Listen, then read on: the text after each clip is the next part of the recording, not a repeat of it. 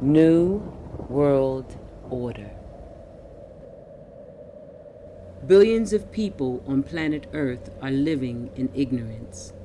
Before your very eyes, politicians are advancing a global plan. Since the time of Napoleon, secret societies have been influencing politicians to take over and conquer Europe. Now, in the 21st century, their work of ages is coming to fruition. The New World Order is about the centralization of power. It's about silencing any public criticism of the system. It's about commercializing and selling everything as a product. It's about letting China torture students and still allowing them to host the Olympics.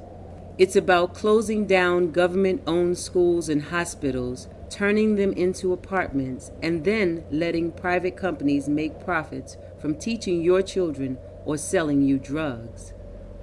The secret societies and political organizations running the New World Order use various symbols and numbers. Once you learn their secret language, you too will have the all-seeing eye.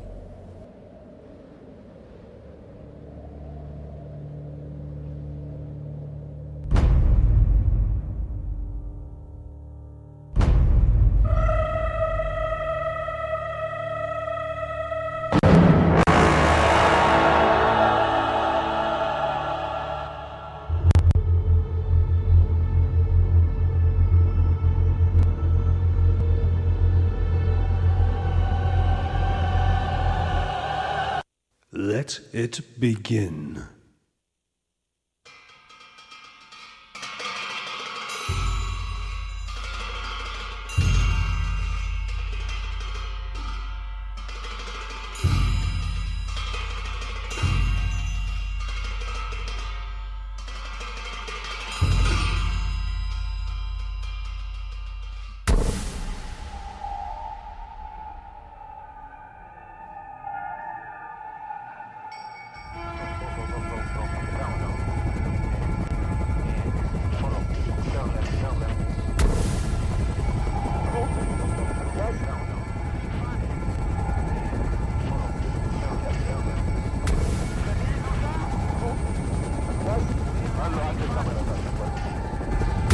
More than 6,000 monasteries and places of worship are said to have been looted, desecrated and destroyed in what the Chinese call the peaceful liberation of Tibet.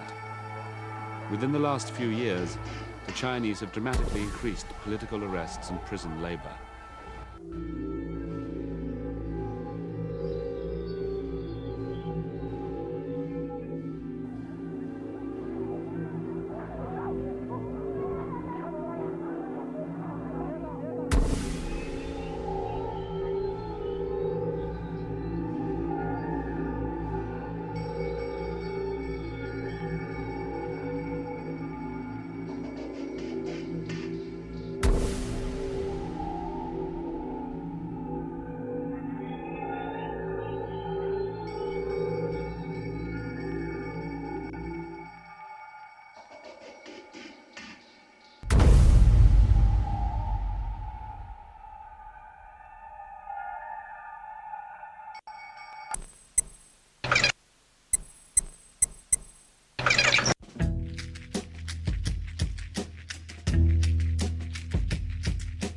So shall we proceed once again this night? There's something happening here. What it is ain't exactly clear. There's a man with a gun over there telling me I got to beware. I think it's time we stop.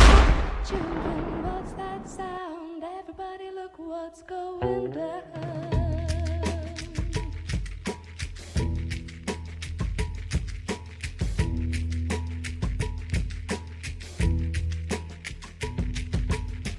There's battle lines being drawn. Nobody's right if everybody's wrong. Young people speaking their minds.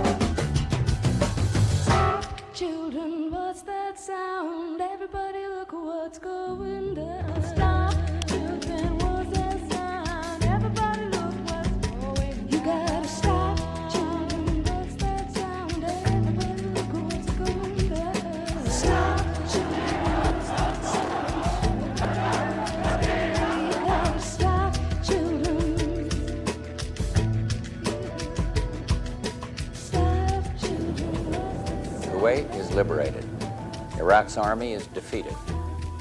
Our military objectives are met. I am pleased to announce that at midnight tonight, Eastern Standard Time, exactly 100 hours since ground operations commenced and 6 weeks since the start of Operation Desert Storm, all United States and coalition forces will suspend offensive combat operations.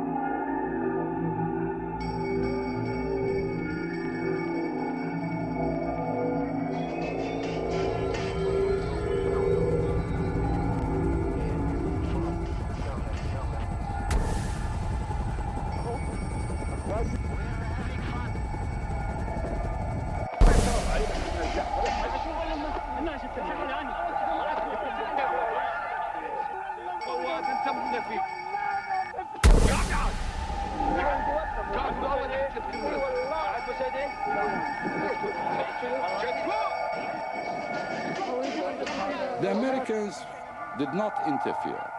Therefore, it took us only a few days to recover from the surprise, to reorganize our troops, reorganize our resources, and impose peace and order and the southern governors. It took us 2 weeks to do that.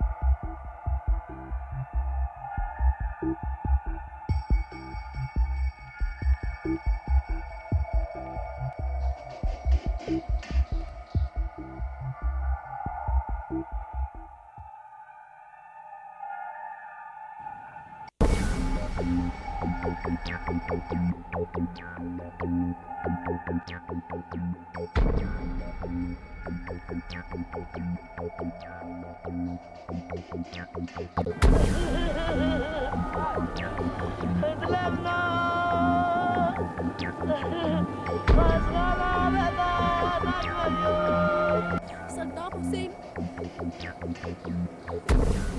Bombing, bomba, helicopters destroyed us. I don't know. They saw this, but they don't know why. We are human like you.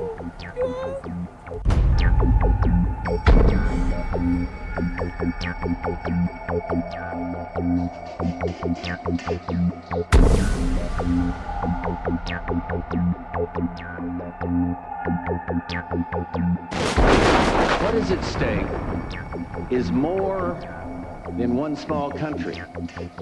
It is a big idea, a new world order.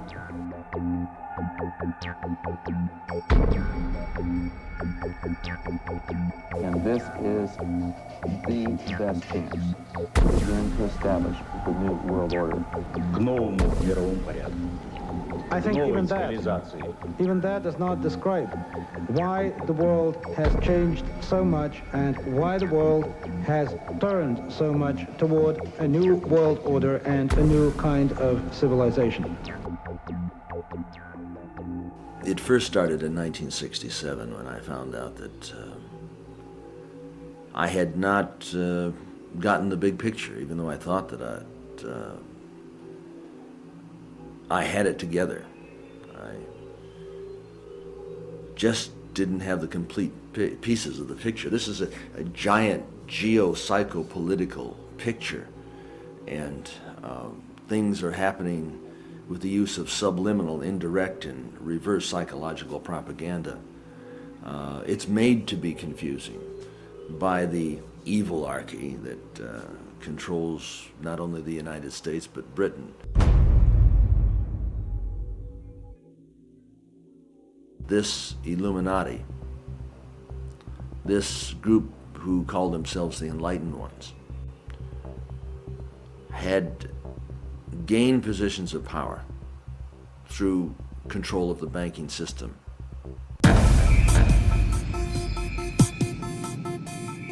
Okay, let's do it.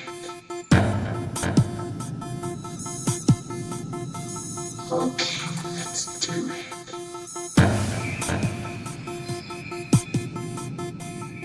Okay, let's do it.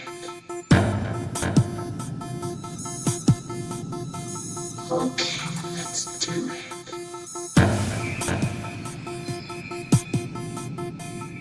Okay, let's do it. Okay, let's do it.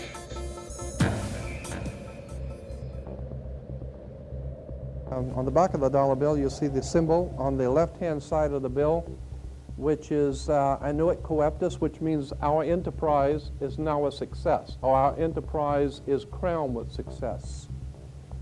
Annuit coeptus.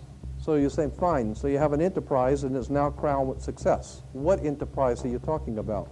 Novas ordo seclorum. Novas is novus, meaning new. Ordo is order, and seclorum is where we get the word secular, meaning the world. So it's new order of the world, the new world order. George Bush's new world order is now a success. Bill, you've heard an awful lot of dramatic speeches and seen dramatic moments in times of great gravity for the nation. How would you assess this evening? This was a stirring address, in my view, shorter than his father's speech when he announced the New World Order, shorter than his father's speech when he announced the New World Order.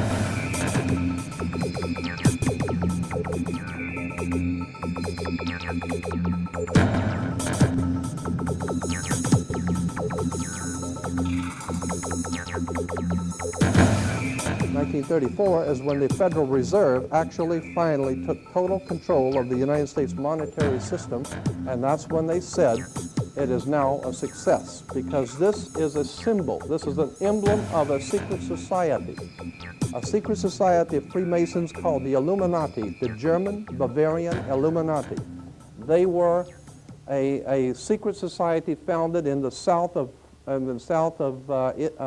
Germany. They were called the Illuminati, the illuminated ones, the enlightened ones. Annuit coeptis, nova sodo seclorum, and that was in 1774 that the Bavarian Illuminati drew up their plans for what they were going to do in America and how they were going to do it. The triangle at the top with the light emanating from around it is Horus. The god of the ancient Egyptians, of course, is an Egyptian pyramid. You don't find pyramids in America, you find them in Egypt. And that pyramid is the symbol of the eye, was in the Egyptian religion Horus, which was the newborn sun. Every morning when the sun came up, his name was Horus. That was the solar divinity in Egypt. Horus was God's son, the light of the world, who is risen. He is our risen Savior, our risen. And so Horus was referred to as God's son, and that's why the light is emanating from around, because it's the sun. The sun is a round eyeball of God, the ancient Egyptians believed. The pupil of God was the sun, and he's watching you. And therefore, the sun was very bright, and so today we even say someone who is extremely intelligent is brilliant. They're bright. And that's why God is, of course, the most brilliant of all. Therefore, the sun is the most brilliant because it's God's eye. All right, anyway, there are 13 layers on the pyramid. And the 1776 at the bottom is 1776. A lot of people think it's because of the country being founded in 1776. It has nothing to do with that. As I said, this is on a document published back in 1774, 75, and then in 1776 the Roman numerals appeared on it in Europe. So what it amounted to is that the 1776 was when this secret society actually formed itself into a secret society and put itself into operation. They were the basis for what we call today in our country the Bavarian Illuminati was the basis for what we call today the Colombian faction. The Colombian faction of the Illuminati came here right after this government was formed, and that's where we get today this Columbia Space Shuttle, Columbia Movies, Columbia Television, Columbia Records, everything, Columbia University. As a matter of fact, Columbia TV, Columbia Broadcasting System, CBS. What is the symbol for CBS? It's the all-seeing eye. And that's why our government is in the District of Columbia, because these guys own our government. They print our money, and they own not only the government, but they own you. You are their property. So, in other words, these guys print the money, they run the country, and they own you, and they own everything around it. And so they make the laws, and that's why they can decide who can kill who, and who can get away with who, and who can get away with whatever, because they make the laws and they decide, all right? As I said to you before, there are 13 layers in this pyramid. There are 13 letters in Annuit Coeptis, but 13 is a very important number to this secret society. There are 13 stripes, there are 13 stars here, which make up the Star of David. The 13 berries, there are 13 leaves, 13 arrows. There are 32 feathers here and 33 feathers there. Everything is done in sequence of 13. 13, of course, is based on, this is what we call Masonic symbolism. Freemasons designed this dollar bill.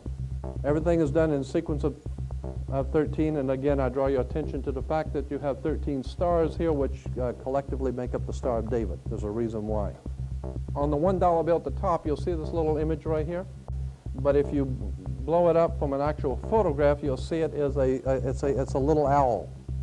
It's a symbol of the Bohemian Society. The Bohemian Society meets in California on the last 2 weeks of July of every year. I have pictures showing all of the presidents, all of the living presidents, excluding the new one, but all of the living presidents at Bohemian Grove in Northern California, and they're all wearing red and black Ku Klux Klan dress type of regalia, like the Ku Klux Klanners, with the pointed headdress and everything. And I mean, that's quite a sight to see presidents dressed like Ku Klux Klan members, right? And they're standing in front of a big open pit of fire, and behind them is about a 20 to 25 foot owl behind them. And the article in Elm magazine and Time magazine, I've got 2 or 3 different magazines showing basically the same pictures. It says that the presidents meet with all of the heads of industry throughout the world, all of the heads of state throughout the world, and all of the most important wheeler dealers in this country, and they all meet up in Northern California, and they have rituals where they go before the owl after midnight. And what a picture you got, with all the presidents dressed up like Ku Klux Klanners with black and red robes on before an owl. And these are your presidents of this country. And the reason why they chose the owl is because the owl is a symbol used in Europe by secret societies, because the owl is wise, because it sees things in the dark. And the implication is, of course, that's why they are where they are, because they're very brilliant and they know things that you don't know.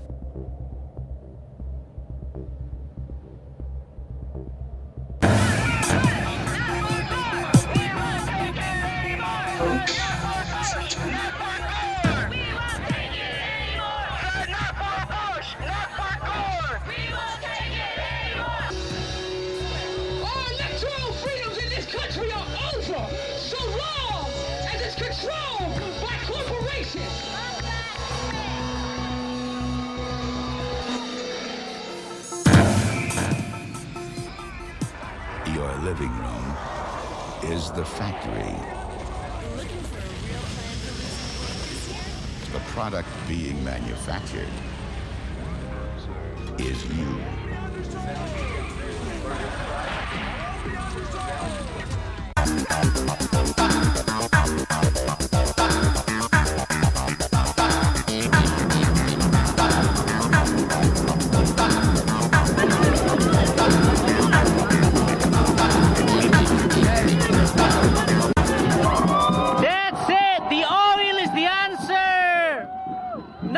Of mass distraction! Bulls need the oil!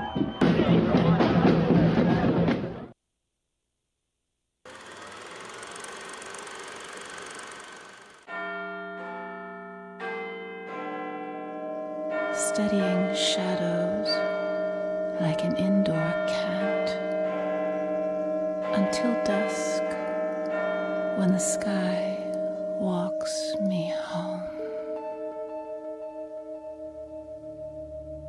How far has the ancient Illuminati secret society network penetrated world politics? If you read the many books published about conspiracies, then you will learn that many leading authors have alleged that British Prime Minister Tony Blair is a high-ranking Freemason.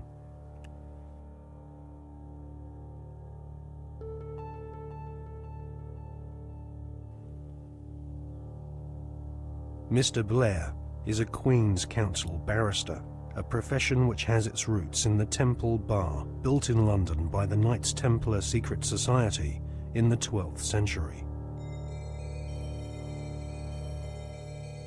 According to many authors, Tony Blair follows the tradition of Masonic membership amongst large numbers of barristers and judges. Mr. Blair is allegedly a member of the 1591 Studholme Masonic Lodge, which meets, amongst other places, at the Café de Paris in London. The Prime Minister has defended his role in lobbying on behalf of a wealthy Labour Party donor who was negotiating to buy a steel company from the Romanian government. Mr. Blair wrote a letter in support of Lakshmi Mittal, an Indian billionaire who lives in London. Mr. Blair said the letter was a standard one, written on the advice of the Foreign Office. However, opposition MPs are calling for an inquiry into allegations that his intervention helped to clinch the deal for Mr. Mittal's company, which is registered in a Caribbean tax haven. Our political correspondent, Norman Smith, reports. Lakshmi Mittal donated more than £100,000 to Labour after the last election. Shortly after that, Mr. Blair wrote a letter to the Romanian Prime Minister in support of a successful bid by Mr. Mittal's company, L&M Holdings, to buy a Romanian steelworks.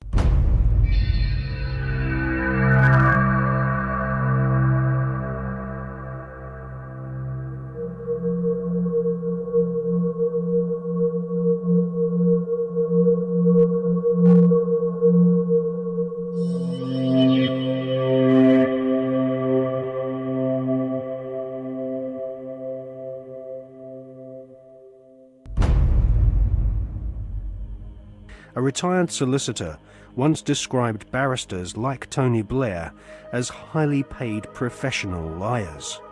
So it is unlikely that Tony Blair will ever come clean about his membership of a secret society. However, one thing we can be sure about. The Masonic establishment at the heart of British society does not like being probed or investigated when it comes to matters of Masonic membership. A recent Select Committee inquiry chaired by Labour MP Chris Mullins found that the Metropolitan Police Force and Judiciary were unwilling to force their members to disclose if they were members of secret societies. In a series of embarrassing revelations in the 1970s and 1980s, the British author Martin Short established that the Scotland Yard Vice Squad and senior CID officers were all Masons and taking bribes from pornographers in London's Soho. Martin Short estimates that 1 in 6 British police officers are Masons, and that there are approximately 600,000 Freemasons in Britain today. Many Freemasons occupy highly paid jobs at local borough councils across Britain, which often have Masonic temples inside council buildings, maintained at the taxpayer's expense. In Scotland, Masons used to proudly parade through the streets. After the exposure of local authority frauds involving corrupt Masonic solicitors and councillors, British Freemasons went underground and now rarely march in view of the public. The public image of British Freemasonry has been damaged by the revelation that supercriminal Kenneth Noye and the men responsible for the Brinks-Mat gold bullion robbery were all Masons. As Prime Minister, Tony Blair has frequent meetings with the Queen. She herself is Grand Patroness of International World Freemasonry, which has its Grand Lodge of England headquarters near Drury Lane in London. The British government employs a huge number of civil servants, magistrates, judges, solicitors and officials, which have all historically been Freemasons. The deceased author of The Brotherhood, Stephen Knight, says that penetration of Freemasonry into the British establishment goes way beyond policemen and parish councils. Knight says that the Palace of Westminster, home to the British Parliament, is used as a meeting place for at least 2 Masonic lodges. One of these lodges is called the New Welcome Masonic Lodge, which regularly hosts blood-curdling rituals and ceremonies inside the Palace of Westminster. Members of Parliament from all political parties gather together, wearing white gloves, sashes, lambskin aprons, and wielding ceremonial daggers, swearing bloodthirsty oaths of allegiance to each other. Just where this leaves British democracy is anyone's guess, but the fact that these secret ceremonies take place in a building paid for by the British taxpayer leaves one wondering if Freemasons do not see themselves as superior to the average British citizen. Many researchers claim British Prime Minister Tony Blair is a high-ranking 33rd degree Freemason. This is the highest rank of Mason, and this elite cabal of British Freemasonry has its own headquarters at number 10 Duke Street, which some claim is connected to number 10 Downing Street via a secret underground tunnel. Inside the Duke Street headquarters of the Supreme Council of the 33rd degree, there is a red room, a black room, and a chamber of death which Masons use for macabre rituals based on ancient Jewish mysticism and Enochian magic. Once initiated into the 33rd degree, Masons are told they are superior beings, and the human population are referred to as being profane goyim, which means cattle. If Tony Blair is indeed a 33rd degree Freemason, then he is following in the footsteps of previous Prime Ministers who have all been members of either Freemasonry, the Knights Templar, or the Round Table, which was started by Sir Cecil Rhodes following his economic conquest of Zimbabwe during the 19th century. Winston Churchill was also a 33rd degree Freemason, initiated into the Studholme Lodge at the headquarters of the 33rd degree in May 1901. Winston Churchill was also a member of the Order of Druids, who often meet at Stonehenge during the spring equinox, whilst members of the British public are forcibly restrained from this ancient megalithic site by thousands of police officers. The ancient Druid rituals at Stonehenge can be considered harmless when compared to the murderous, satanically inspired ceremonies of Freemasonry. Most Freemasons do not progress beyond the first 3 degrees or exams of initiation. These are often called the blue degrees. In fact, many Masons do not even realize that beyond the 3rd degree of Master Mason, that there are higher degrees. The higher degrees of Freemasonry are almost exclusively populated by men of aristocratic lineage, or ex-officers of the armed forces. In all, at any one time, there are no more than a few dozen men who reach the 33rd degree. As they pass each ritual test, the ceremonies become more bizarre and include symbols which can be found in ancient Egypt, with initiates being given pompous titles such as sovereign, prince, or knight.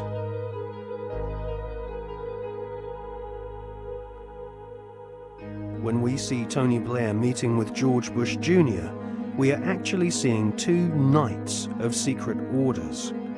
Blair is rumoured to be a sovereign knight of Malta, whilst Bush is confirmed as being a knight of Eulogia, his title bestowed upon him whilst laying in a coffin at the Skull and Bones Secret Society headquarters at Yale University.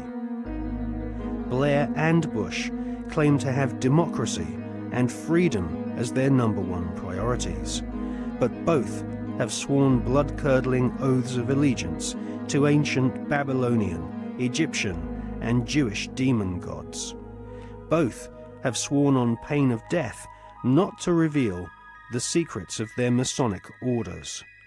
Both have been initiated into the age-old Illuminati global network, which is obsessed with death and murder.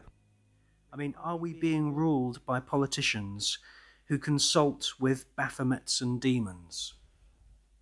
Yes, we are. The way the world is structured is like a compartmentalized pyramid, and it's pyramids within pyramids, like Russian dolls, one doll inside a bigger doll inside a bigger doll. So you'll have a compartmentalized pyramid that is the British government, for instance, where the people at the bottom don't know what the top is really going towards, what the agenda really is. Just as in in a bank, you've got a bank, and the people at the bottom of the bank who take the checks over the counter, they don't know what's going on above them, and they don't know what's going on above them. And eventually, in all these pyramids, you have a tiny little number of people at the top that are actually the only people that know how the whole game fits together. Everyone else is just playing their part in ignorance. And so what the Illuminati do is they make sure that only their people, or those that are not a problem to them, will reach those levels of power in which decisions have to be made to push this agenda forward. When people say sometimes, well, you see these people everywhere, you see these one and these one other. No, hold on a second. No, they're at these high positions of power. Therefore, because of this process of filtering them out, if you're not one of us, mate, you ain't going to get sponsored by the right people to get these positions of power. And if you slip through the net, there's going to be a scandal, or there's going to be something we're going to bring up it's going to bring you down because you're not one of our guys. And so therefore, the ratio of people who are into these dark satanic rituals, etc., to positions of real power in the world are very, very high compared with the general population, where it's nothing like as high, of course.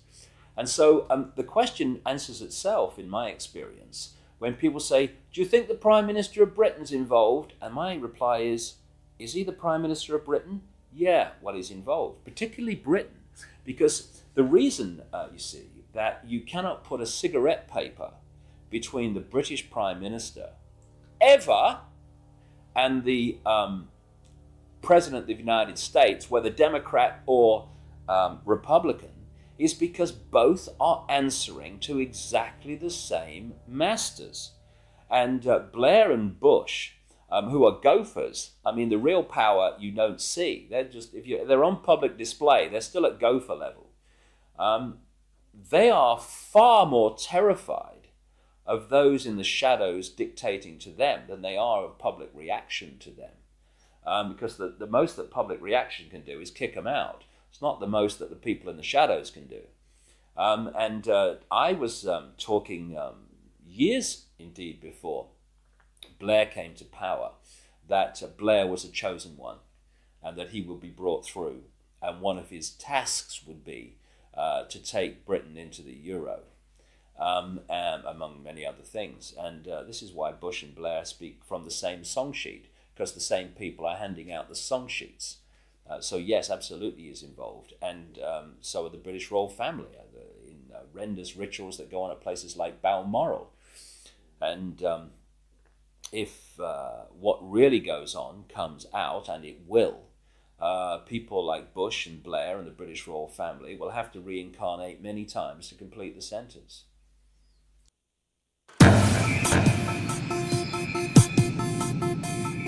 Okay, let's do it. Okay, let's do it.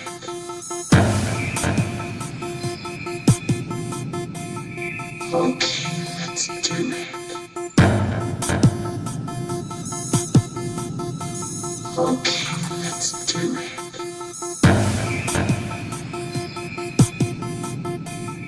Okay, let's do it.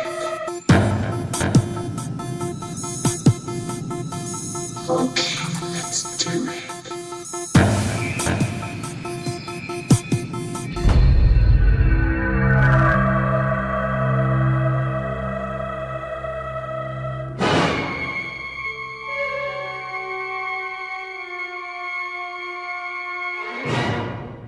I was an FBI agent for 27.5 years.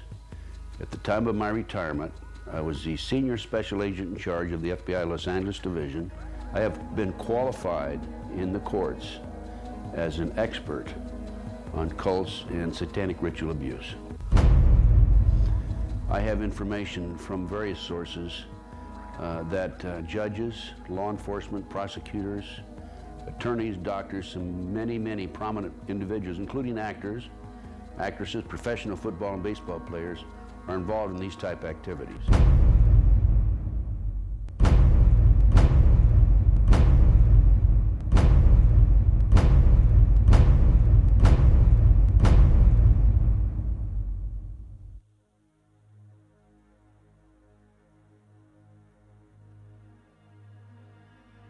If you go back 200 25 or 30 years ago, you have what we call the Illuminati that was established in 1776. And the goals of the Illuminati, this is all very well documented, are to take over the world. One of the best ways of taking over the world is to control people's minds and to take over a country through the control of the minds. So what's happening in America, and based on my research and my interviews with numerous individuals, is that the powers that be, the higher-ups, the people in the Illuminati are using the satanic cults as a means and as a tool to condition individuals and to make them victims of the mind control, MK Ultra mind control program. There's probably close to 4 million practicing Satanists in the United States alone, based on my intelligence information.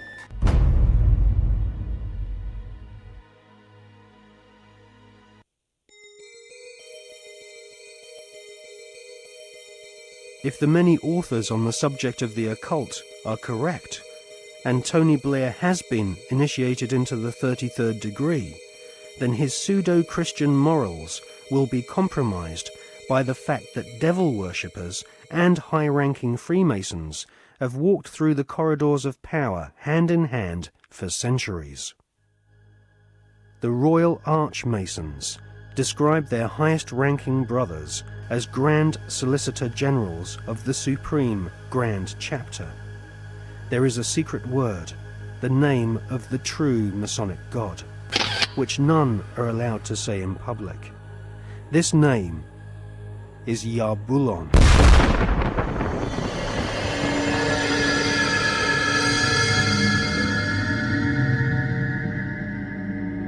The Masonic God is not the same God of the Bible, which the Masons call Adonai. Yarbulon has been described by Christian minister Canon Brian Brindley as an unholy compound of the Hebrew name of God, Jehovah, with the heathen names for Baal and Osiris. The highest ranks of Freemasonry utter Yarbulon as the one sacred and mysterious name of God. Yarbulon is a tripantheon Masonic god, in part deified as the historical Baal, which the Oxford English Dictionary confirms as being a Hebrew word. Baal is the chief male deity of the Phoenician and Canaanite nations. To the tribes of the Old Testament, Baal was the devil himself.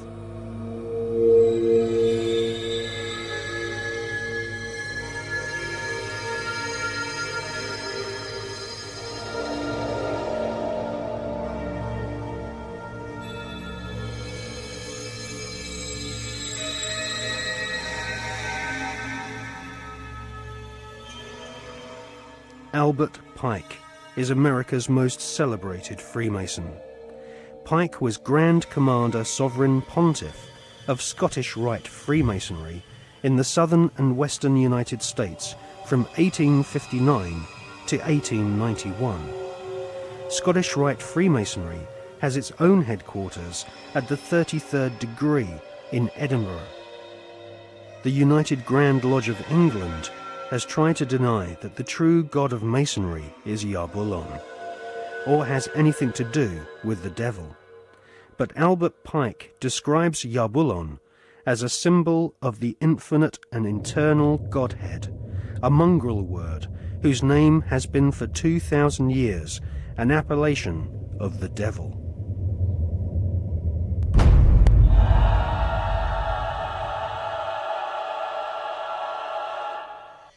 On the 14th of July, 1889, Albert Pike issued these instructions to 23 Scottish Rite Supreme Councils throughout the world.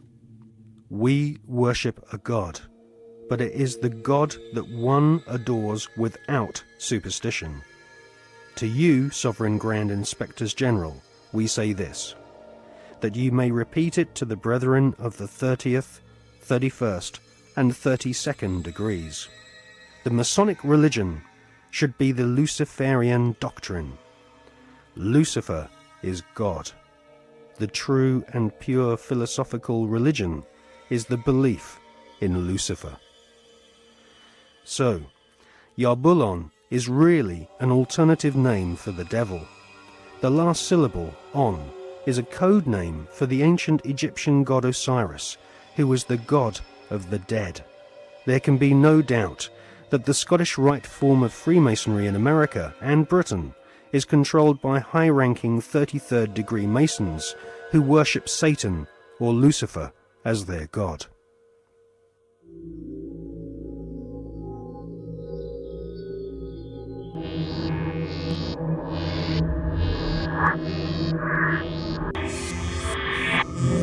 We're talking about occultic forces. We're talking about the five-pointed pentagram, which was used by satanic worshippers for thousands of years. If you take the 5 points off of a five-pointed star or a pentagram, you have left in the middle a pentagon. The pentagon is directed toward the North Star because according to the ancient Babylonians, that's where you gathered power from the gods of the North in war.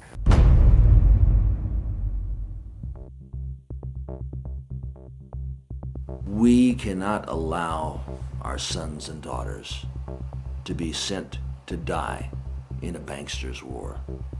For oil, for heroin, for cocaine, for gold, or for control. Sun Tzu, the great strategist of war, said that all confrontations are won before the battle begins. There has never been a battle that has been won defensively. But we must prepare by becoming self-sufficient. We must prepare to do that which has not been done before. Once identifying the enemy, they have to be routed out.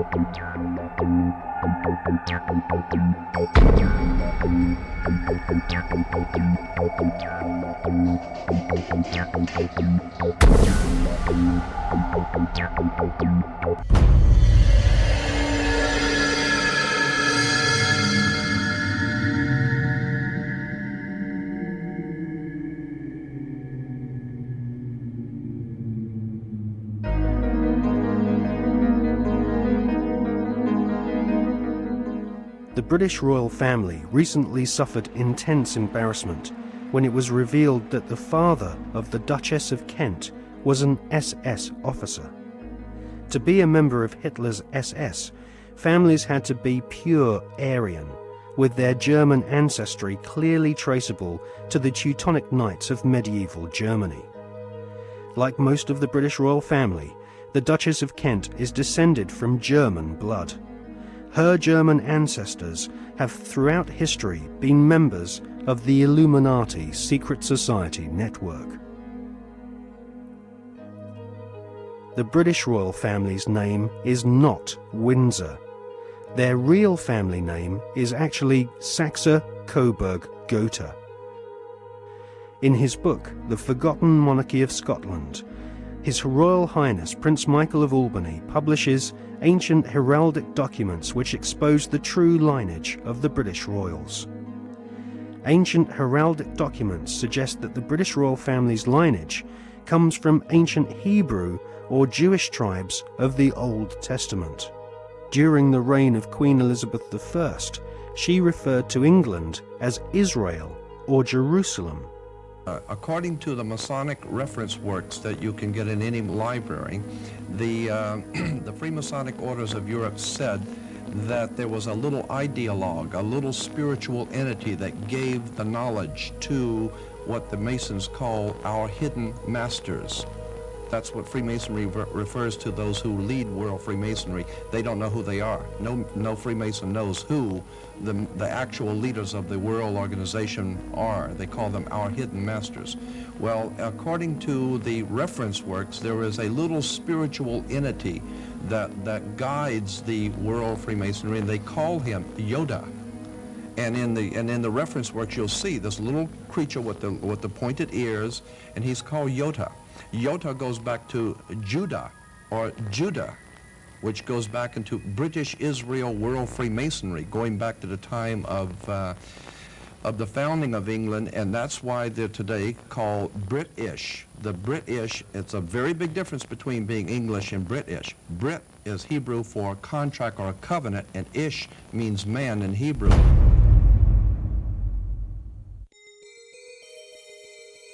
During the reign of Queen Elizabeth I, her personal spy, Mr. John Dee, was responsible for establishing the British Secret Service. John Dee was a magician and member of an alchemical secret order. He is thought to be the author of the ancient Voynich manuscript, which is now owned by Yale University, and is kept under lock and key just a few yards away from the headquarters of the Skull and Bones Secret Society.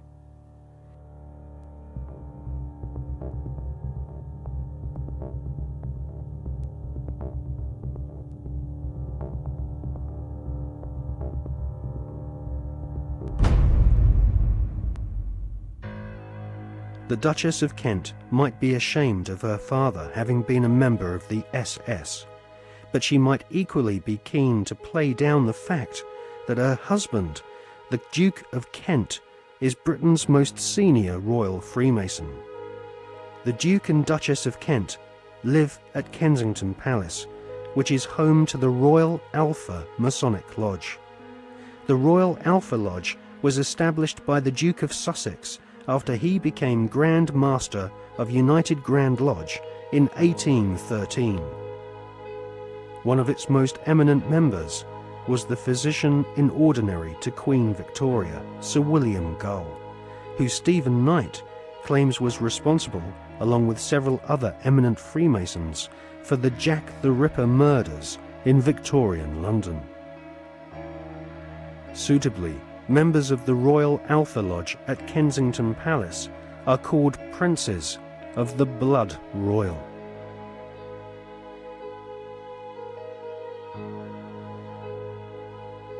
Secret societies across the planet proudly claim to have geniuses such as Mozart and kings amongst their membership. But none of these secret societies allow their members to speak of the rituals which go on behind closed doors in palaces and government buildings around the world. The satanic rituals of Freemasonry have been practiced by several kings of England, but all those questioned sweep Freemasonry's darkest satanic secrets under a very plush carpet.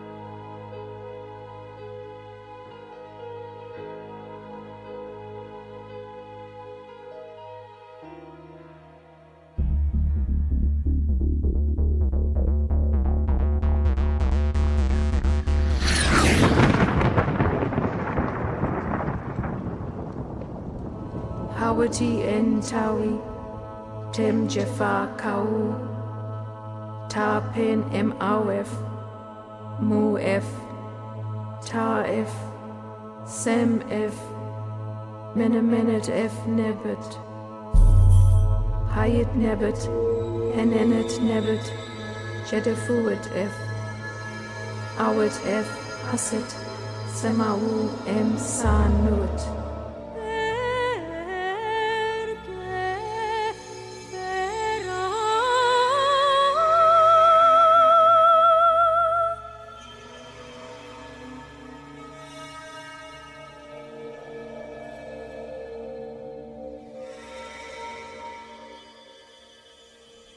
One of the most influential secret societies spawned by the Bavarian Illuminati is the Order of the Golden Dawn. It was founded in 1887 by a Freemason, William Wynne Westcott, who claimed to have deciphered a coded alchemical script containing initiation rituals of a secret German occult order called Die Golden Dammerung. Westcott already had plenty of experience conducting occult rituals. In 1865, he had helped establish a Masonic order called the Societas Rosicruciana, inspired by the Jewish magic of the Hebrew Kabbalah. These rituals are still enacted at study group meetings at the United Grand Lodge in London. For many years, the Golden Dawn held its meetings at the London headquarters of the Mark Masons. The Golden Dawn was plagued with scandal as rival high-ranking Masons wrestled for control of this influential Victorian secret society.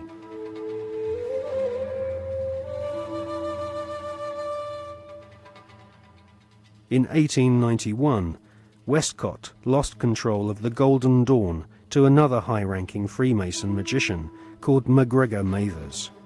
Together with the poet W.B. Yeats, they devised new magical rituals and initiated the senior members of Britain's aristocracy. In 1903, control of the Golden Dawn was yet again seized by another Freemason called A.E. Waite. The rituals of the Golden Dawn were similar to ancient witchcraft. At the Old Bailey in 1901, two Golden Dawn associates, Mr. and Mrs. Horos, were tried for rape. They had used the Golden Dawn initiation ceremony to beguile their teenage victims. The Golden Dawn was nothing more than Freemasonry with added semi-satanic and sexual mysteries. The Golden Dawn still survives to this day. In 1987, a conference was held in London to commemorate the centenary of the Golden Dawn's conception. The conference was organised by the Hermetic Research Trust, whose trustees include the Marquis of Northampton, who is a prominent Royal Arch Freemason.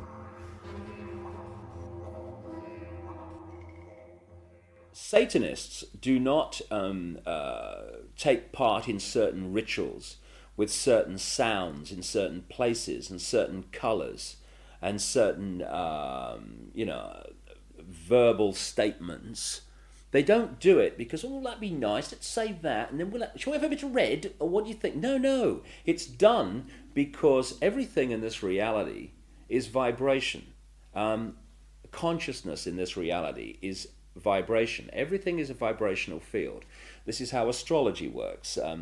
When we're born, where the planets are, they're sending out vibrational projections that are affecting the vibrational field that we are born into, and that's why we are affected differently at different times of the year. Therefore, they understand this, and they're manipulating these vibrational fields all the time to manipulate us. And so these rituals are just a pageant. It's like the Freemasonic rituals. You know, you talk to Freemasons, the vast majority of Freemasons not trying to manipulate anyone, not on a mass scale anyway. And they'll say, so what about these rituals, mate? Oh, I don't know. To do silly things, roll your trouser leg up and bare your bloody breast. I don't know, it's some ancient bloody tradition. I don't know what it's all about. Anyway, they do a nice dinner, so you only have to do it once. They don't realise that these initiation rituals are actually set up to affect the participants in a certain way that allows these other dimensional entities, which folklore have talked about for thousands of years all over the bloody planet, this theme of possession by demons. These are entities that exist just outside the frequency range of the five senses. Because, again, because of the suppression of basic knowledge of who we are and the nature of life, we become child's play to manipulate. For instance, people look through their eyes and they think they're seeing everything in the space they're looking at. No, they're seeing a fraction of it. They're seeing a tiny frequency range that the five senses can access. Just like if you tune to Radio 1, you get Radio 1. You don't get Radio 2, you get Radio 1. And this is why, if there was a cat in this room now, it might be reacting to what is to us here empty space. But it's not empty space to the cat because it has a greater visual frequency range. Now, just outside the frequency range of the five senses are entities that are manipulating this five sense reality through these particular bloodlines. And one of the key places where this possession takes place is during these satanic rituals and gatherings, when the vibrational environment is created by the ritual that allows this takeover of the mental and emotional processes of these people to take place. And this is why you'll meet so many people who've known famous politicians and stuff when they started in politics or before they came into politics. And they'll say, you know, mate, that guy ain't the bloke that I knew.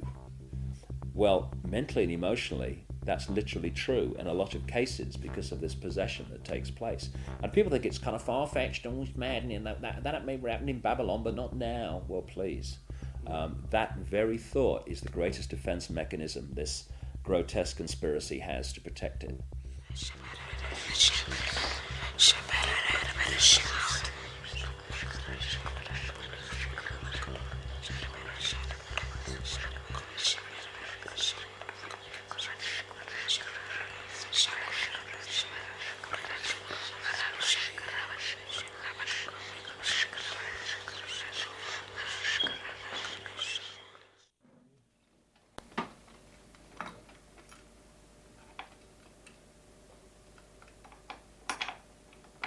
Ecco, vedi? Questo è agganciato qui, no? Tanto si aggancia di là, quindi è questo dentro, no? Poi io leggo le mani qui, leggo i piedi qui al... Si può vedere questi?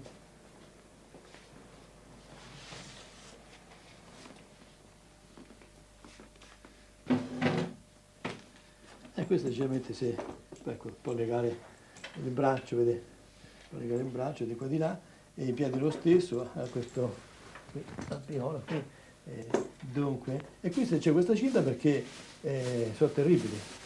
Questa qui per legare alla vita in modo che non si muova.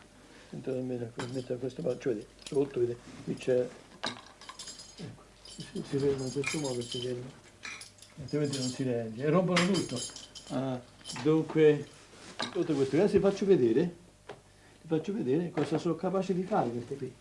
Questo può essere una ragazza che ha detto, questo è d'acciaio, questo corrisponde a questo qui, no, corrisponde, vediamo qua, ne passo una qui dentro, se lo troviamo, ecco, questo sarebbe questo, vedete come l'ha ridotto? È difficile poi con le mani, non è possibile, l'ha visto? Il demone è pure dell'esorcista. L'esorcismo è lui che ha paura e non abbiamo paura noi. E sono contento di dare in botta al demone. Quando mi dice il demone chi sei, il demone, Satana, ora mi sei capitato, adesso ti ho dato un sacco di botte. Dunque, e quindi è lui che grida. Perché quando grida la persona, ci sono dei grida qui delle suore che si sentono a forza fino in fondo, fino alla strada si sentono. Dunque nel giardino. Ma non è certamente la persona che grida, ma è il demonio che sente queste botte, diciamo così.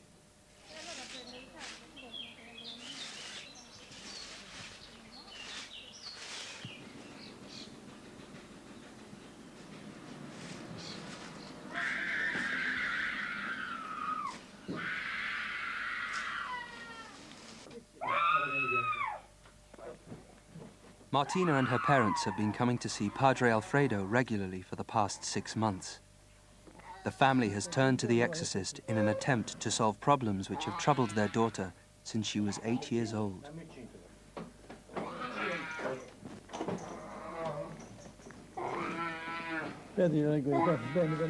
Although Martina comes to the sessions willingly, as soon as she enters Padre Alfredo's bunker, she suffers a violent reaction. For her own safety, she has to be restrained before the exorcism can begin.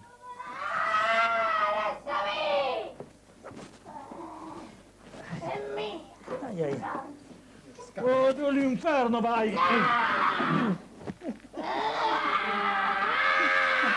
Prende l'acqua, padre, prende l'acqua, prende l'acqua. Prende l'acqua. Sì, non ci ho pensato, ma... L'acqua. Non ci ho pensato. L'acqua. Sta buona?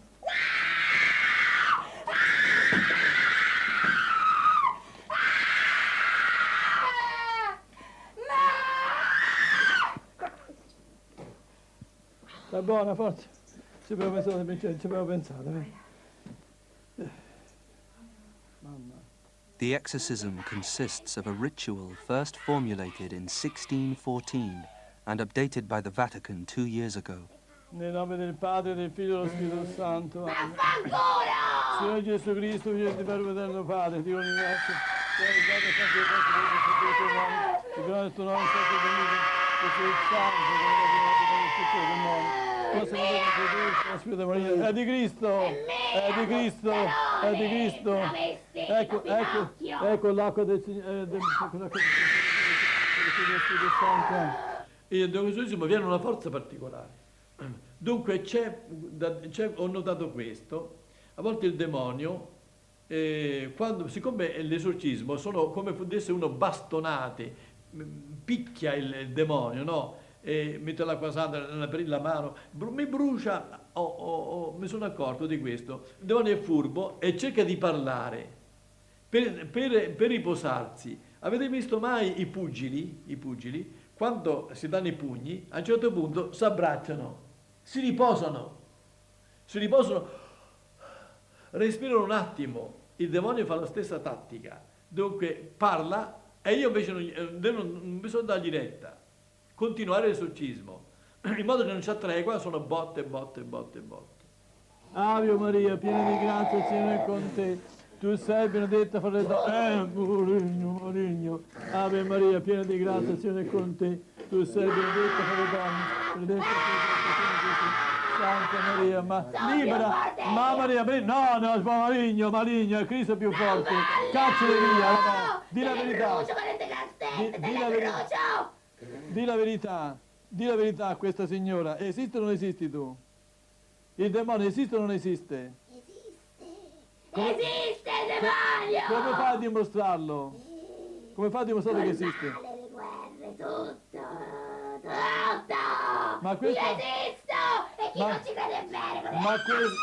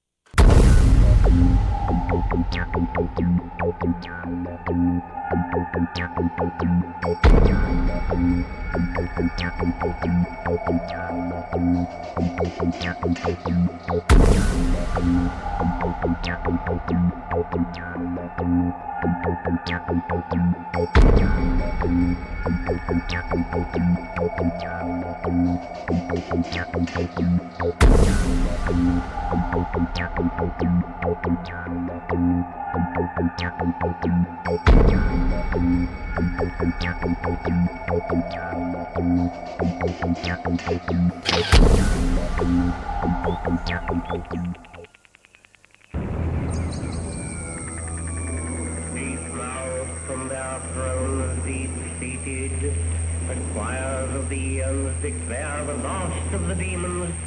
The kingdom is thine to inherit. What I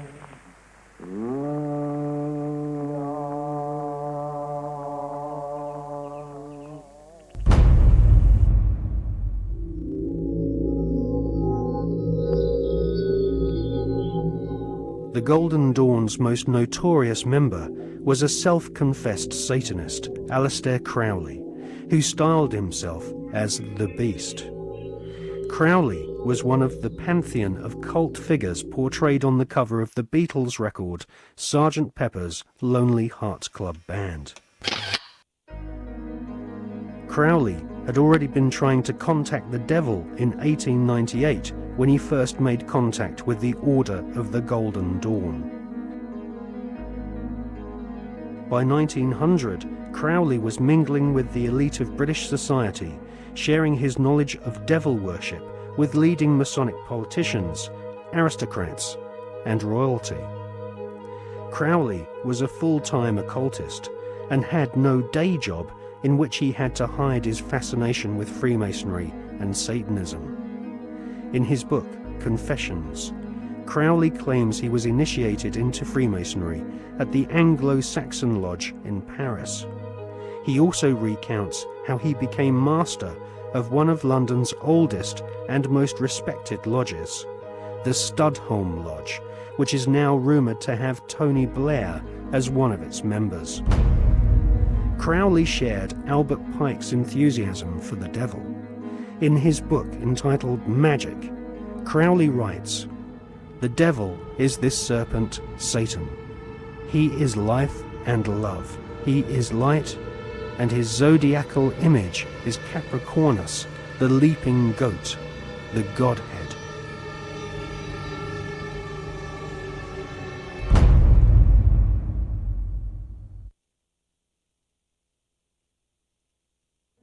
Secret societies often portray the Goat of Mendes sitting in the Baphomet position.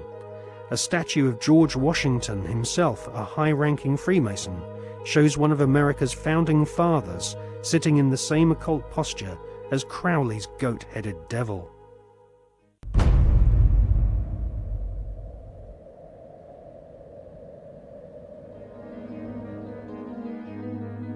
In 1912, Crowley became the British leader of the Ordo Templi Orientis, the OTO, which was a direct descendant to the original Bavarian Illuminati. The OTO was a hardcore satanic secret society, and Crowley devised the initiation ritual around the 33rd degree ceremony of Scottish Rite Freemasonry. Crowley claimed the formation of the OTO was reconstituting Freemasonry back to its German Illuminati roots. Crowley wanted nothing less than to dance with the devil. He was impatient with the politeness of Masonic ritual. He described basic Freemasonry in the lower ranks as a sinister association for political intrigues and pirates.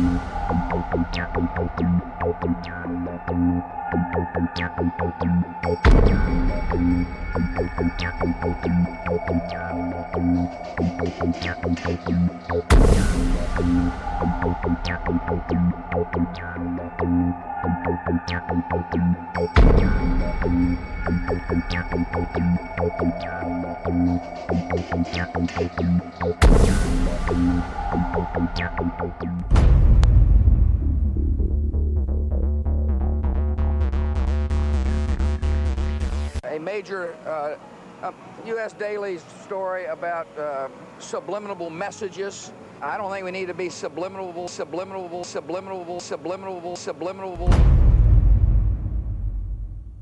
Television is a massive mass hypnotist to the global mind. And what happens is it is implanting a belief in reality by the minute. And then once we take on that belief implanted, when information enters the eyes, we edit it on the basis of that belief. And so what the global population is subjected to, suffering from, is actually literally mass hypnosis. And when we talk about people who kind of start to see things and see the manipulation they couldn't see before, what do we say about them? What do they say about themselves? They say, I woke up. Exactly what they've done. When people start to go, hey, I can see it now, it's like someone has gone along, like the hypnotist, and clicked their fingers, and it's like, oh, I can see it now. Mass hypnosis. And that is the greatest hypnotist on the planet, and that's the basis of why it was created. A 49-year-old unidentified man went berserk last Where does she get her view of the world? Shotgun. 14 people are dead, including 3 Who will be her children, role 4 others models? suffered. What values will she have? Whose child is she? Yours or the network's?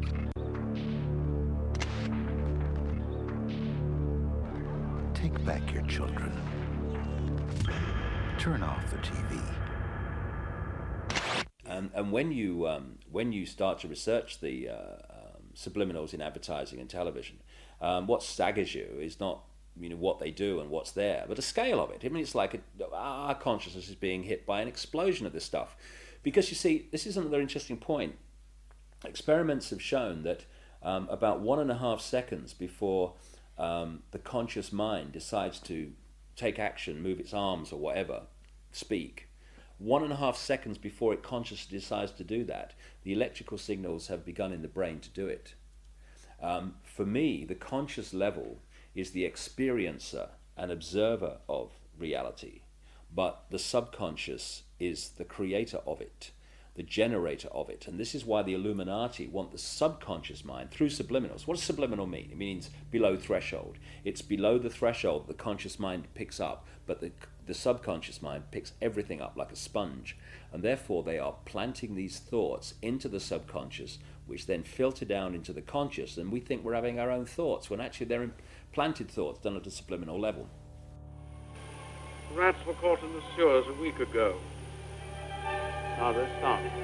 When the plastic door is raised up, the rats will shoot out like bullets.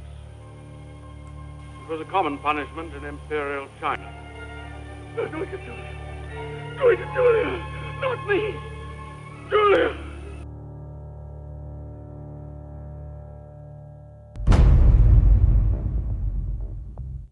And of course this is being used, this subliminal manipulation in politics. I mean, of course we had that incident during the Bush-Gore farce of an election, when an anti-Gore political broadcast for Bush, they put a subliminal in of rats while they were talking, but they left it up too long, and you only had to play the tape back slowly, a little slowly, and up come rats as some anti-Gore statement was being made.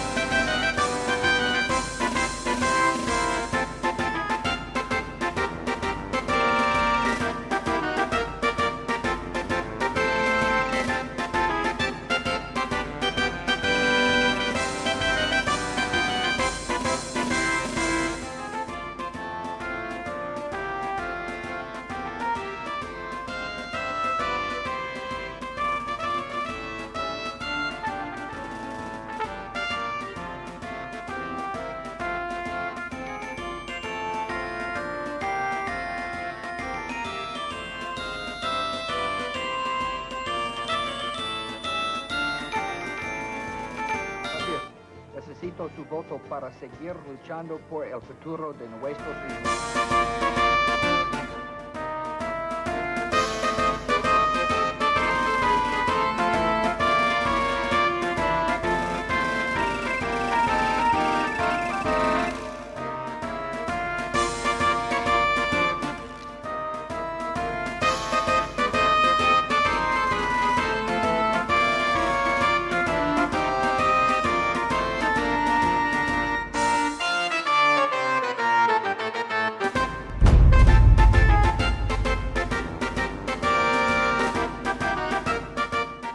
I don't believe that some of these states that they've called, like Florida. I just don't believe that. I don't believe we got enough evidence to be able to call the state. We're doing better than we thought, and but I feel fine.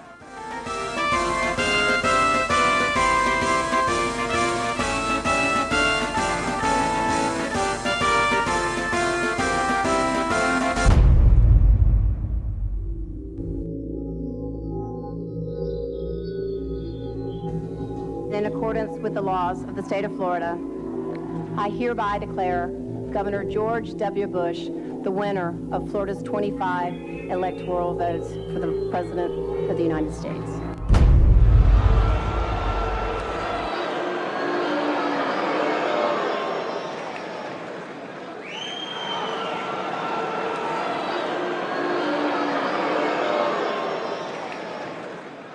Now that the votes are counted, it is time for the votes to count.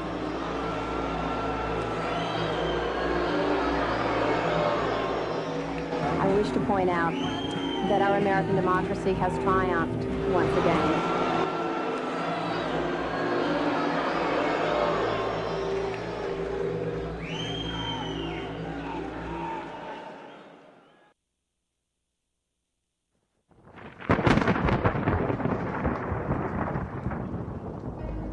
The Skull and Bones Secret Society was originally called the Brotherhood of Death. George Bush Jr., his father George H.W. Bush, and his grandfather Prescott Bush have all been initiated into this macabre fraternity, which was established in 1832 at Yale University by William Huntington Russell, whose family were America's biggest opium smugglers. George W. Bush was initiated into the Skull and Bones Brotherhood of Death in 1968. The ceremony took place at the Society's headquarters, which is a stone building with almost no windows. This mausoleum-type building is known as the Tomb. There is a small enclosed courtyard, an internal chamber where initiates lay masturbating inside a coffin, and a museum of artifacts held sacred by the Society's members, which are all called Bonesmen, regardless if they are male or female. Many of the artifacts inside the Skull and Bones headquarters have been stolen by its members.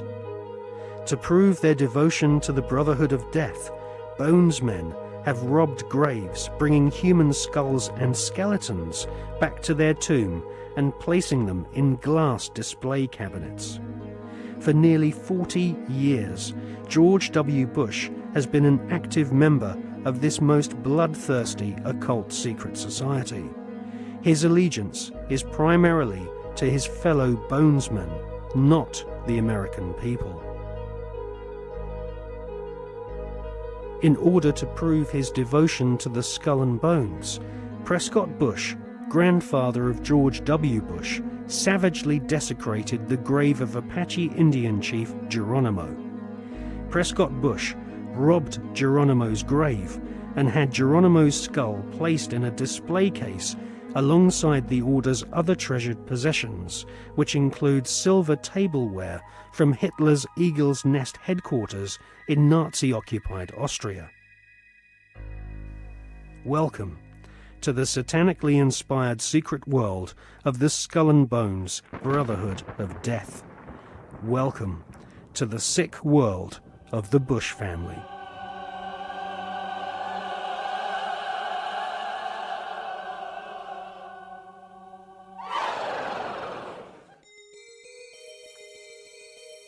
The Skull and Bones headquarters is on the campus of Yale University.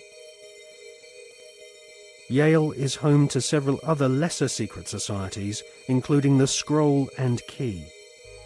Alexandra Robbins is an American journalist who has written a book about the Skull and Bones called Secrets of the Tomb.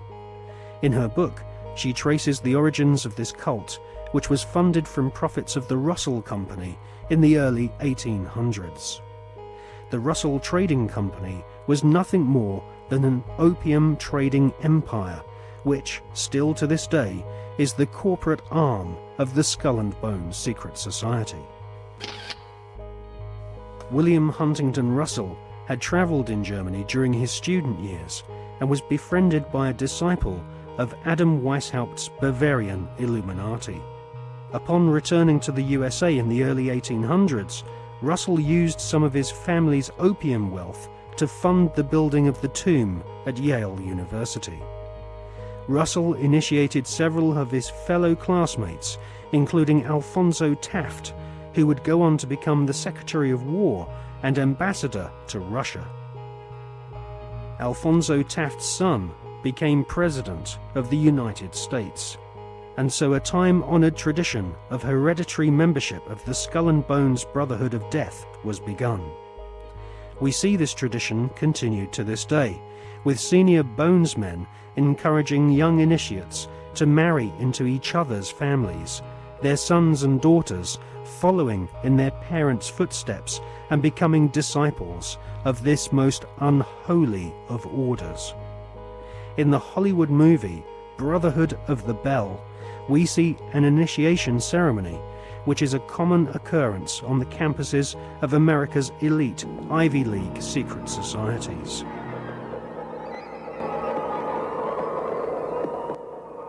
Mr. Patterson, Philip Everest Dunning, Mr. Chad Harmon, Mr. Dunning. Mr. Dunning, the articles and letters of the Brotherhood.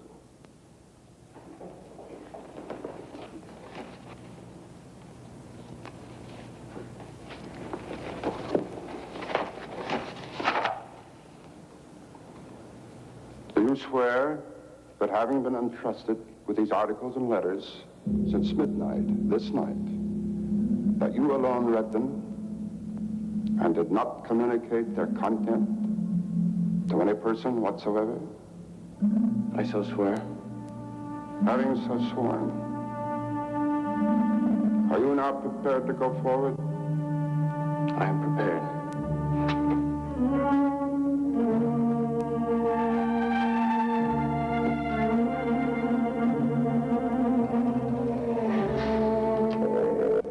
Mr. Dunning, for over 200 years, Brothers of the Bell have been initiated before this bell and in the same ceremony at sunrise. 22 years ago, Mr. Patterson stood due east in your place, and I became his senior, as Mr. Patterson is now yours.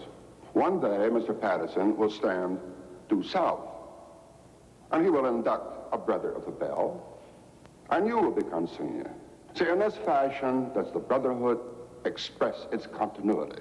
It will continue long after all of us are dead. But that continuity depends upon one thing: obedience. Absolute obedience. If and when you are ever called upon by Mr. Patterson to pay your due bill, you must comply, whatever is asked of you.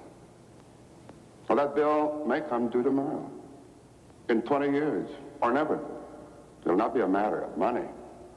It will be an act of fealty, of loyalty to the Brotherhood of the Bell. Now, if you require anything at all, get in touch with your senior, and he will see to it that it's arranged for you. Are you ready for the oath? I am. The oath, gentlemen. I, Chad Dunning, do swear in absolute faith that I shall reveal no secret of the Brotherhood of the Bell, that I shall respect my brothers and myself, that I will act as they desire, secure their interests as if they were my own. And I pledge this, my honor, my fortune, and my life.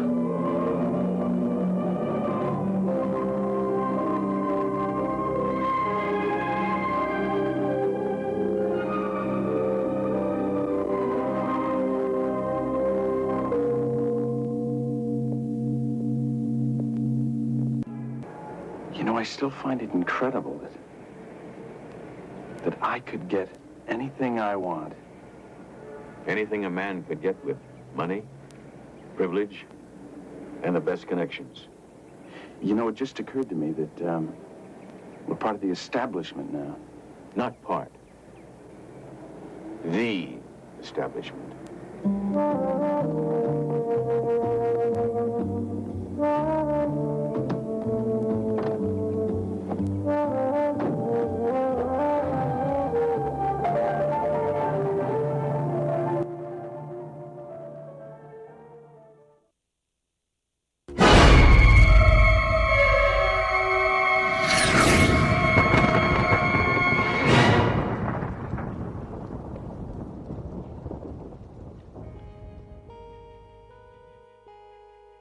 In her fascinating book, American journalist Alexandra Robbins claims to have unearthed a skull and bones plan to dominate the world.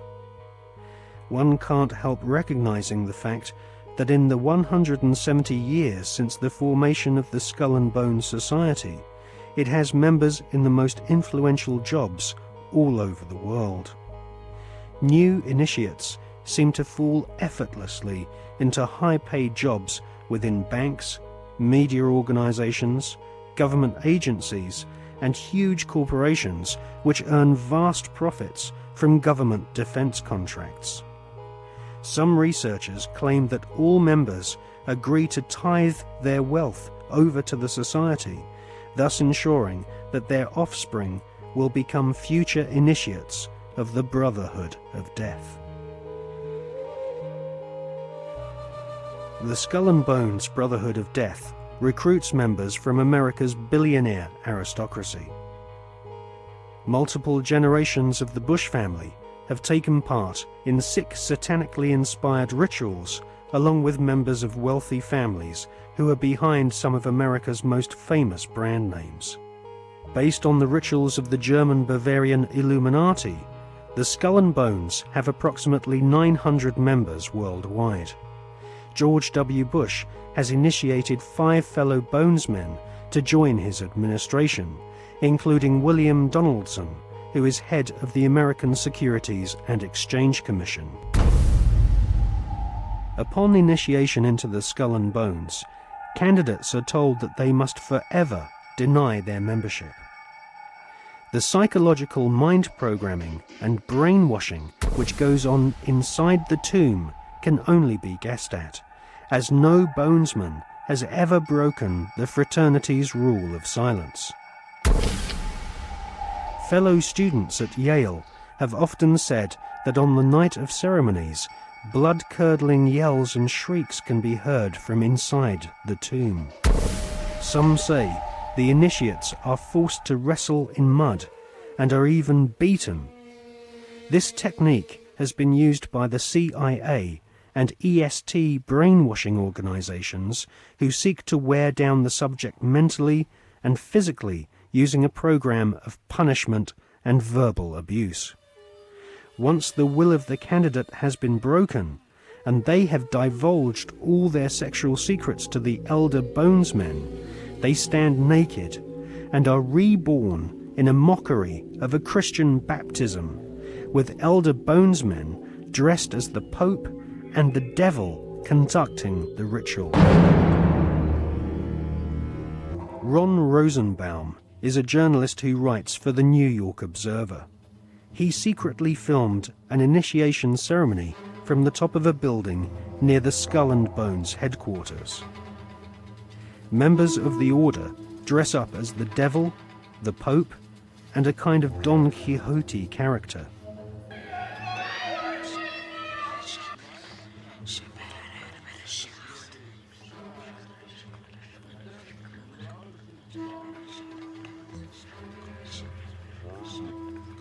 The Pope wears a white monogrammed slipper which rests upon a stone skull. Each initiate is led into a chamber where fellow members shout obscenities and abuse the new initiate. The initiates are told that they are superior beings and are part of a privileged elite who use war, terror and famine to control Earth's human population. This callous philosophy was illustrated in the Hollywood movie Skulls, made in 1999.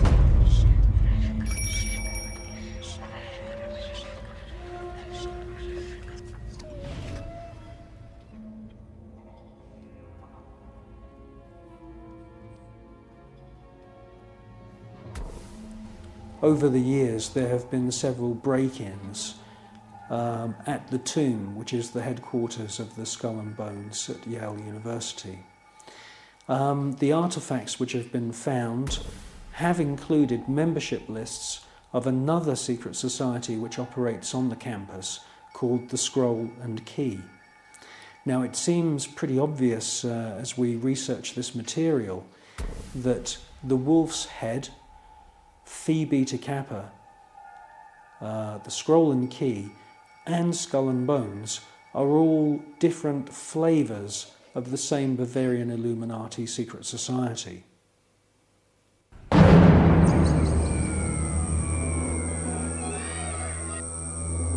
One by one, each new member is thrust to his knees and bows before the devil.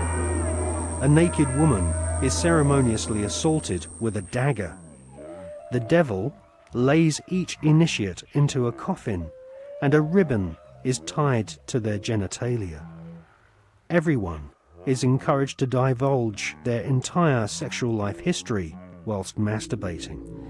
With all their innermost secrets known to the other Bonesmen, the new initiates are threatened with blackmail if they ever reveal the secrets of this Masonic order. At this point, they are dressed in long robes and rechristened with their occult names. The Don Quixote character taps each member on the shoulder with a silver sword and proclaims, "By our order, I dub thee Knight of Eulogia."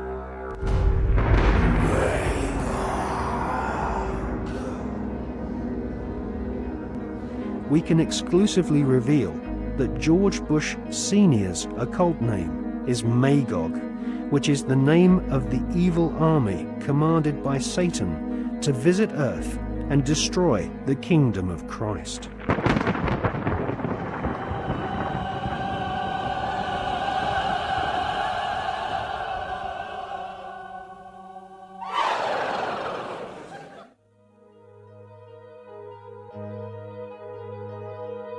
The American Ivy League colleges each have their own branches of the Skull and Bones Brotherhood of Death, indoctrinating the children of America's elite families who go on to become the captains of industry, banking, law, military, and the media.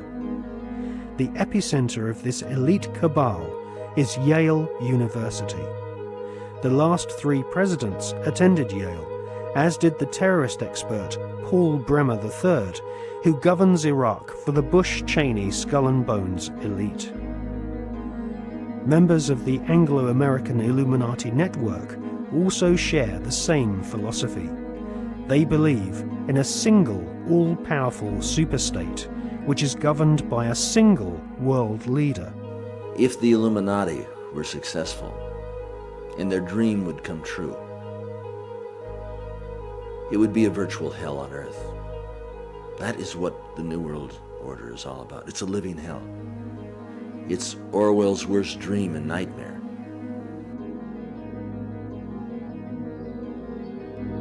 Well, to understand the philosophy of the Skull and Bones Society, you have to understand the philosophy of 18th and 19th century Germany with people such as Hegel. Now, the dialectic system, the dialectical political system, was not devised by Karl Marx. It was actually developed by Hegel, Fichte, and also contributed to by Kant. These German philosophers believed that you could create change in society by conflict. And this could be, for example, political conflict, the conflict between left and right. from this conflict, a new political system would come about, and this would be a synthesis of the two views. Now, that sounds pretty innocent, but in actual fact, the dialectical system is used in military combat as well. And Hegel's plan, which is being actually carried out right now, is to create conflict, to create wars. And through the creation of wars, several things happen. First of all, the companies which manufacture the missiles, the guns, the bullets, the uniforms, and all of the paraphernalia to do with warfare all make huge profits. Secondly, there is a culling of the male population. Since the 1950s, we've had several reports from think tanks that feed information into the European Union, the British government, and also the American government, which are recommending depopulation. And there is several plans which we believe have been put in motion right now. And obviously war is one way of depopulating the planet. Now, in addition to creating false conflict and engineered wars, the Hegelian philosophical system, which is being followed by the Skull and Bone Society at Yale and also the group at All Souls College at Oxford University, the Hegelian system also requires complete and utter obedience from everyone in society. The idea of freedom, freedom of thought, freedom of the individual to choose what they want to do with their lives doesn't come into play at all under this German Hegelian system. In actual fact, Hegel says that the individual should be 100% obedient to the state, and the state should take on the image of God.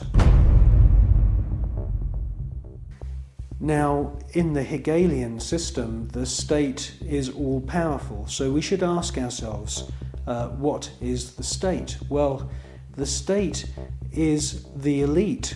The state is the royal, aristocratic hierarchy who are able to maneuver and live their lives in any way that they choose because they are super wealthy. Now, let's just talk about super wealth and super wealthy people. I can tell you now, after meeting quite a few of them, that they are very, very different to you or me. When I'm talking about super wealth, I am not talking about Puff Daddy who has allegedly 3 Bentleys. I'm talking about super wealth, family wealth, which was in the millions back in the 19th century. Now, when we look at this hierarchy of aristocrats and royal families around the world, we can see that they are the state. They are the people that the robots, I call them robots, the civil servants who run the machinery of the state. It is the civil servants who swear allegiance to this elite. When you join the British Civil Service, you do not swear an oath to serve the British people. You swear an oath to serve the monarch. It's the same when you become a spy. When you join MI5 or MI6 or any of the other DI or MI agencies, and there's many of them run by the British government, you are swearing allegiance to serve the reigning monarch, not the British people.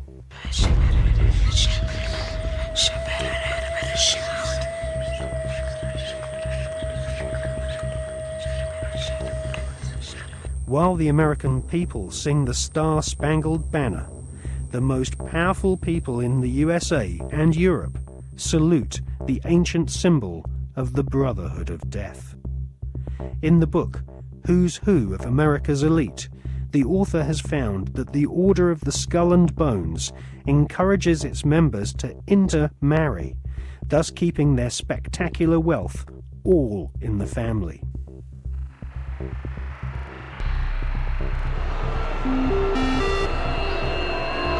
Good evening. Today, our fellow citizens, our way of life, our very freedom came under attack. America was targeted for attack because we're the brightest beacon for evil and the very worst of human nature. I've directed the full resources of our intelligence and law enforcement communities to find those who want peace and security in the world and to bring them to justice. We will make no distinction between the terrorists who committed these acts and the victims of the American economy. Our military is evil, and it's prepared. Our country is evil, deliberate and deadly evil. All that is evil, comforted by evil, and no one will keep that evil from shining. And on behalf of the American power greater than any of us, I thank the many world leaders who have called to offer their financial institutions and assistance. America and our terrorist friends and allies join with all those who want despicable chaos and terrible evil. And we stand together to win the war against all that is good and just. None of us will ever find those responsible. Thank you. Good night. And God. Alive! It's alive! Now they will know why they are afraid of the dark. Now they will learn why they fear the night. There is nothing wrong with your television set. Do not attempt to adjust the picture. We are controlling transmission. I want counterculture. I want anti-establishment. This is mass madness, you maniacs! Quiet, numbskulls, I'm broadcasting. I believe America is ready for a new beginning. The new Prime Minister of India is, no.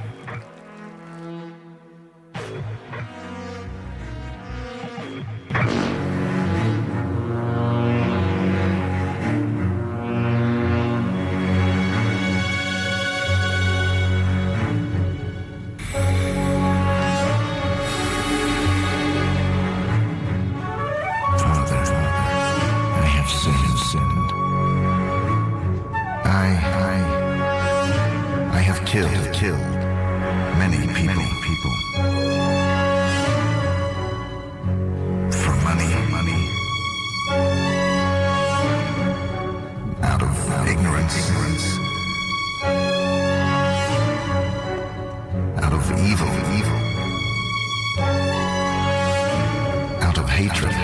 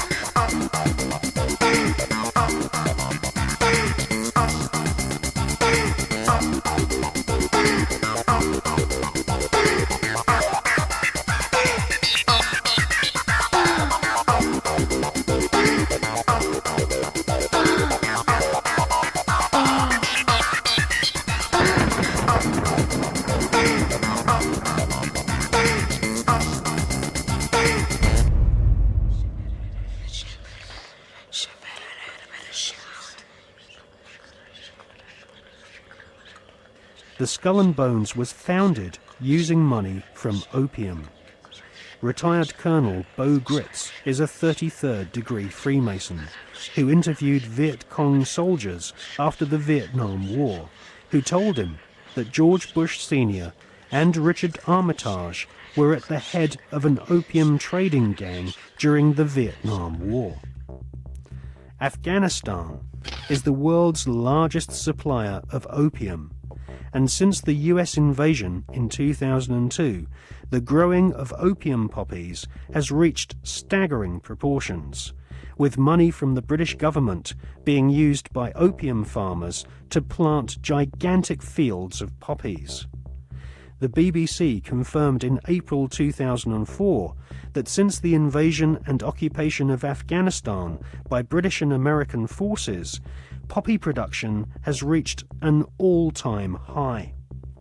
Bonesmen have never had such an ideal opportunity to follow in the footsteps of their forebears and start smuggling opium. The American and British war machines are commanded by men who have all sworn allegiance to the blood-curdling murderous demon gods of the Illuminati. They are sacrificing the lives of your sons and daughters on the altar of the all-seeing eye.